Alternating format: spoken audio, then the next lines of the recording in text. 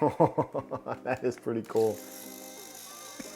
What's up, guys? I got a really fun product to take a look at today. Something cool that you could do with your kids. Hell, it's even fun for adults. This is the ARMPAL Armor-1 weapon system. So in this video, I'm going to show you all of the available weapons and components that make up the Armor-1 weapon system. I'll show you how one comes in the box, my building experience with it, because I was able to build one of these pieces, and then I'll give you my final thoughts on the whole thing. When I first heard about ARMPAL back in December, they reached out to me and they wanted me to take a look at their tiny cannon, which is this one right here. Not so tiny, but definitely packs some power. When I saw this product and then the other products, including the Armor-1, I thought it would make a really fun video to take and assemble and show you guys what this was all about. Because it arrived during the holiday season, made it very difficult for me to take and do the video, so it's been a while and I apologize that I didn't get this out. My only regret is not opening this sooner, because I do think this is a really cool product and it's very inexpensive. You know, something like this is $89 and, you know, a few hours of your time to build it. So it makes for a fun project for you to do with your kids, or if you want to just relax and do it yourself, you know, this is something you can do. If you guys are interested in this stuff after this video, I left a link in the description below for you guys to get to them. All right, so the first component that we're gonna take a look at in this whole Armor-1 system is the tiny cannon. This is the only one that they sent me that didn't come pre-built. Everything else they sent me, they already built, but this one came in a box like this, and they actually sent me 2 of them. So this is gonna be cool to build with my nephew. Let's unbox it and I'll show you guys what everything comes with it. So this is how it comes. You get these MDF sheets that are pre-stamped with all of the pieces that you're going to need to put this together. All right. You also get, pull this all out here like this. This is all of your hardware parts that are inside here. So you're going to find your bullets, your screws, your taped pieces and things like that. Pop it open here. Yeah, so you see you got bullets, you got screws, tools, and all kinds of other stuff. You get a wax stick too, by the way. It looks like a candle. Don't light that up. The wax is meant to kind of grease up certain parts so that they slide better when you're putting it all into, you know, putting it all together. That way the components work better. All right, so you get that, you get some bullets, put those to the side, I'm probably gonna need them later. You get one long spring that goes in it, and then you get the instructions, all right? As well as some padding. The padding is what wraps your weapon, so that's these parts like this, okay? So, and you get the instructions. Now, building it was really simple. The instructions were very well thought out, and I like the entire building process. All of the instructions are laid out nice and clear like that in a 3-dimensional look with every piece stamped. And it shows you exactly which direction the pieces are supposed to go. So it's very, very clear, very easy to follow instructions. All right, the whole build process took me about 6 hours, and that's popping out each one of these parts. So you can see you also get some extra parts just in case something was to break on you. Although I didn't have any issue with anything breaking. Everything popped out very simple. For the better part, most of the components were smooth all around the edges. If you find yourself in a situation where you feel like the part is not fitting correctly, I suggest buying one of these little files. I keep one of these with my models, and it's a soft file. And you can just file down the wood a little bit, and it gets it nice and smooth so it could slide into place. I only had to use that once though, so it really wasn't anything that was necessary. The entire build took me about 6 hours. To put together, with the most tedious, I would say, process or most repetitive process was building the bullets. So the bullets are a foam bullet that goes inside, but then building the bullet casing is what takes the most time. You're building 10 of these, and it takes a little bit to put them together. So after a while of doing it over and over and over, it gets a little bit repetitive and your eyes can go blind. As far as difficulty goes, I wouldn't say that this is anything harder than putting together like a Lego set, but you know, it's not something that I recommend a young kid doing by themselves. Some of these parts here are a little bit fragile when you're trying to put it together, so you need to have, you know, a little bit of dexterity. You need to have some strength in some parts to put it together, like snapping in pieces does take quite a bit of strength to put the pieces together. So there's a little bit of complexity when it comes to that. And then some parts, like when you're taking and putting the rubber bands in, you need to have some skinny fingers. So you do need some patience. I wouldn't recommend you being, I wouldn't recommend this to somebody that has zero patience or that doesn't like to build something. So if you enjoy that kind of thing, this is for you, all right?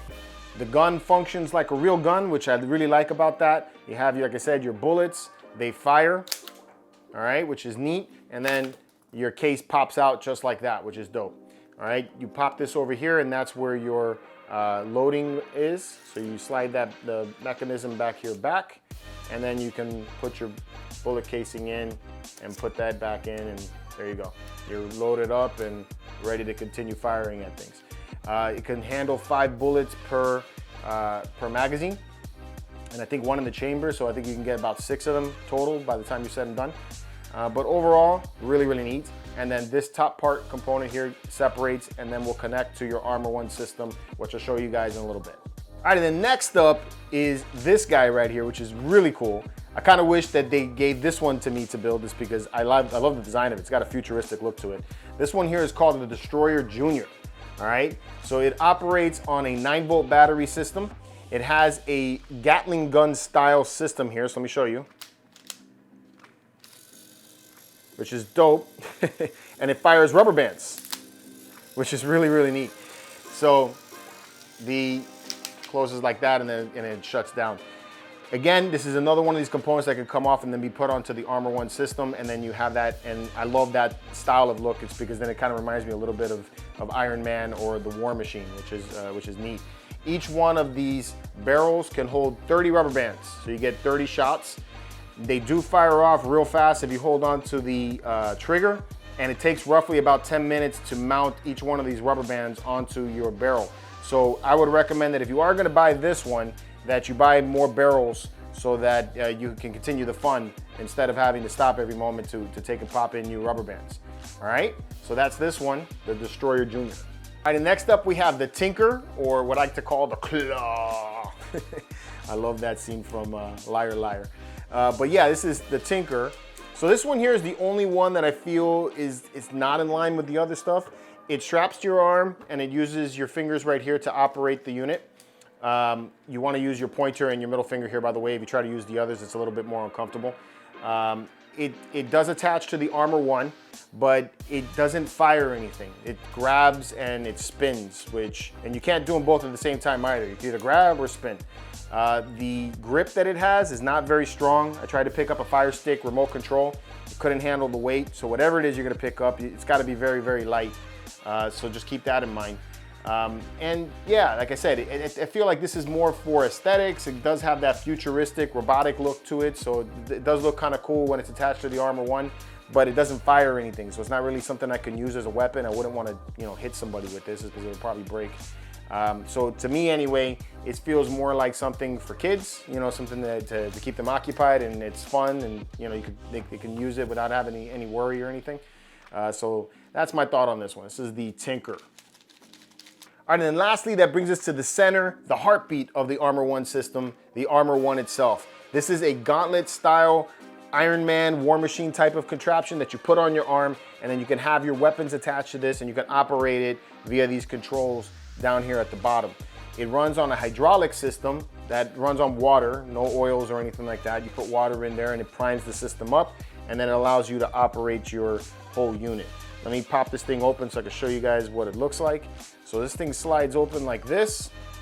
All right, there is a Velcro strap in here, and you take and you put your hand in it. All right, like that. Strap yourself in, lock up, it snaps tight, and then it opens up, which is so cool. This is a really, really neat system. And then you operate your weapons right here down at the bottom. My favorite attachment for this one is the Destroyer Junior. It's the easiest one to reconnect into it. And then you have that rail gun, which definitely gives you the whole vibes of War Machine, which is really, really cool. But you can also take and put in the tiny cannon or the Tinker if you want to have that look for yourself. And then if you want to take and close it up, you just snap that back and then it's closed. All right, so really, really neat. Now, when it comes to the whole build quality of all this stuff, after you take and assemble them and you want to go and play and, you know, go to war, the Armor-1 is the only one that I feel is a little bit cumbersome. It looks cool, but you definitely don't want to take and roll around or do any dives with it or anything like that. It's because while this is very durable, I don't think it's something that it can handle a really strong hit. Like if you were to hit the floor with it or try to roll around in the grass with it, I think it could break some pieces off. So this is something that you want to be a little bit more careful with. Now, the other weapon systems that they have are all really nice. They're definitely strong, and you can go run around and have a great time and go to town with it if you want to do that. For me, it was a real enjoyable experience. I had a lot of fun building this gun, and I'm very proud of the way it came out. Can't believe it functions the way it does. It's really cool, you know, and I can't wait to build the next one with my nephew. So what do you guys think about the Armor-1 weapon system? Let me know in the comments below. And until next time, may the force be with you.